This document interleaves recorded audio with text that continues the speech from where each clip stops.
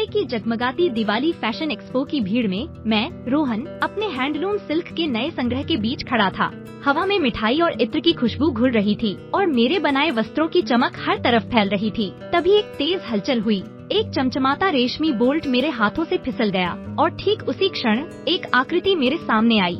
हम टकराए और वह रेशम हम दोनों के बीच ऐसे उलझा जैसे कोई अदृश्य धागा हमें बांध रहा हो। अरे ध्यान से, मैंने कहा। मेरे स्वर में हल्की झुंझलाहट थी। क्षमा करें, एक शांत फिर भी दृढ़ स्वर ने जवाब दिया। मैंने देखा एक महिला जिसकी आंखों में गहरा ठहराव था और जिसकी साड़ी की हर सिलवट में एक कहानी छिपी थी। यह मीरा देसाई थी। उसकी उपस्थिति में एक ऐसी गरिमा थी जो आसपास के शोर को भी शांत कर देती थी। रोहन मल्होत्रा, मैंने अपना परिचय दिया। मेरे चेहरे पर शरारती मुस्कान फैल गई, जो अक्सर मेरे काम आती थी। मीरा देसाई, उसने कहा। उसकी आवाज में एक अजीब सी खनक थी। मैंने सुना है आप हैंडलूम के जादूगर हैं और मैंने सुना है आप डिजाइन की देवी हैं। मैंने तुरंत पलटवार किया। लगता है इस एक्सपो में हमारी मुलाकात होनी ही थी। हमारा टकराव सिर्फ कपड़ों का नहीं था। हमने एक प्रतिष्ठित डिजाइन अनुबंध के लिए प्रतिस्पर्धा की थी, जिसके लिए हम दोनों ने महीनों से काम किया था। यह अनुबंध मेरे परिवार की पुरानी विरासत को बचा सकता था और मुझे पता था कि मीरा के लिए भी यह कितना महत्वपूर्ण था। शायद, मीरा ने कहा।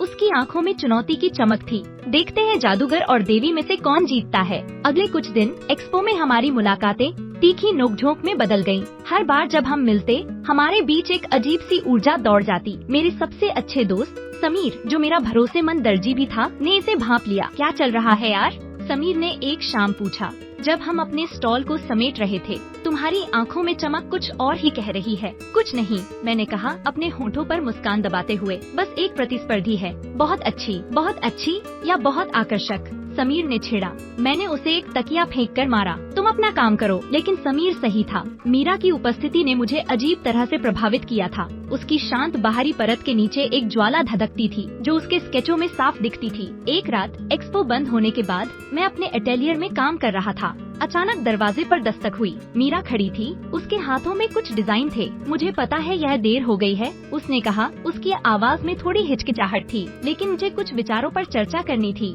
आओ बैठो, मैंने कहा। मेरे हृदय में एक अजीब सी धड़कन थी। हमने घंटों तक काम किया। रेशमी कपड़े हमारे बीच ऐसे बिछे थे जैसे कोई प्रेमी आलिंगन में हो। मेरे संवेदनशील स्पर्श ने उन कपड़ों पर पैटर्न बनाए और उसके विचारों ने उन्हें जीवन दिया। जैसे जैसे रात गहरी होती गई, हमारी पेशेवर दीवारें गिरने लगी। मेरे पिता, मीरा ने अचानक कहा। उसकी आवाज में एक गहरा दर्द था। वह हमेशा चाहते थे कि मैं अपने डिजाइन को दुनिया के सामने लाऊं, लेकिन उनकी मृत्यु के बाद मैं खुद को खोया हुआ महसूस करती हूँ। उसकी आंखों में आंसू थे, जो उसके भीतर के तूफान को दर्शा रहे थे। मैंने उसे देखा और मेरे हृदय में एक अजीब सा दर्द उठा। मुझे पता है कैसा लगता है, मैंने कहा। मेरी आवाज में सहानुभूति थी। मेरे परिवार की विरासत, मेरे दादाजी ने जो शुरू किया था, उसे बनाए रखना मेरे लिए सब कुछ है। कभी कभी मुझे डर लगता है कि मैं इसे खो दूंगा।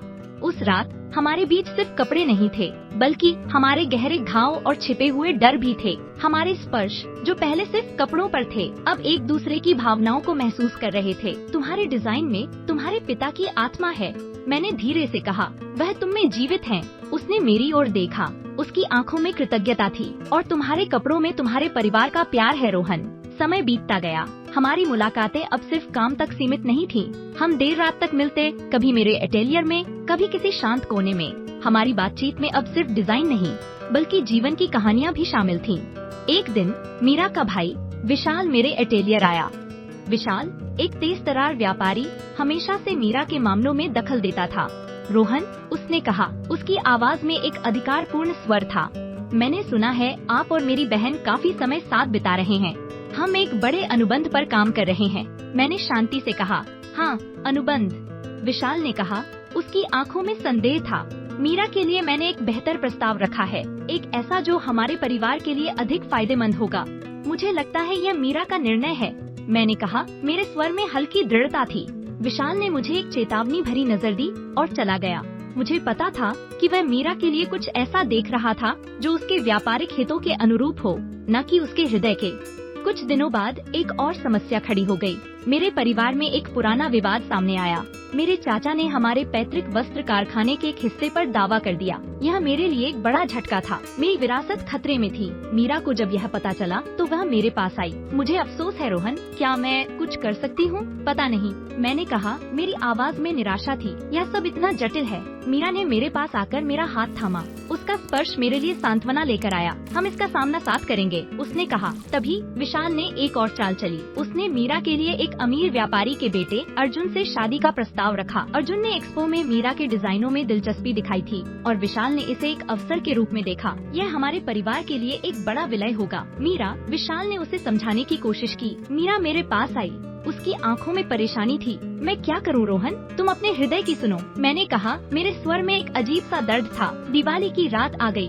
फैशन एक्सपो का ग्रैंड फिनाले, एक भव्य रनवे शो। रोशनी जगमगा रही थी, संगीत गूंज रहा था। यह वह रात थी जब विजेता की घोषणा होनी थी। मेरे दिल की धड़कन तेज थी। मैंने मीरा को देखा। वह एक गाउन में थी जो हमारे साझा रहस्यों से बुना हुआ था। वह गाउन उसके पिता के सपनों और मेरे परिवार की विरासत का एक सुंदर मिश्रण था। जब वह रनवे पर चली तो उसकी आंखों में एक अजीब सी चमक थी। वह सिर्फ एक मॉडल नहीं थी, बल्कि एक कहानी थी। जैसे ही वह मेरे पास से गुजरी, उसने एक पल के लिए मेरी ओर देखा। उसकी आंखों में एक संदेश था, एक वादा। शो खत्म हुआ। विजेता की घोषणा का समय आया। आयोजक मंच पर आए और विजेता है, लेकिन इससे पहले कि वे नाम लेते, मीरा ने माइक लिया। मैं कुछ कहना चाहती हूँ। पूरा हॉल शांत हो गया। विशाल अपनी जगह पर बेचैन हो उठा। इस गाउन में, मीरा ने कहा। उसकी आवाज में दृढ़ता थी। मेरे पिता का सपना है और रोहन के परिवार की विरासत का सम्मान है। यह सिर्फ एक कपड़ा नहीं, बल्कि दो आत्माओं का मिलन है।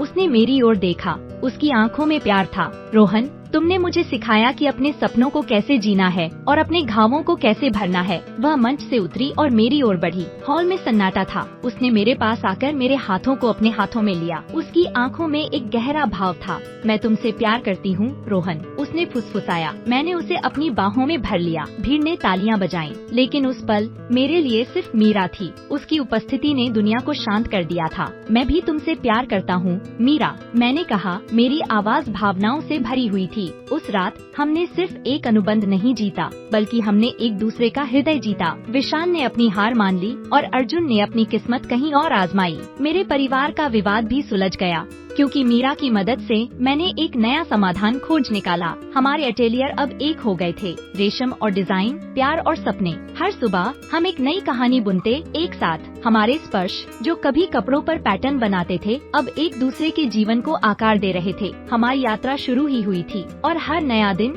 एक नया धागा था, जिसे हम अपने साझा भविष्य में बुनते थे।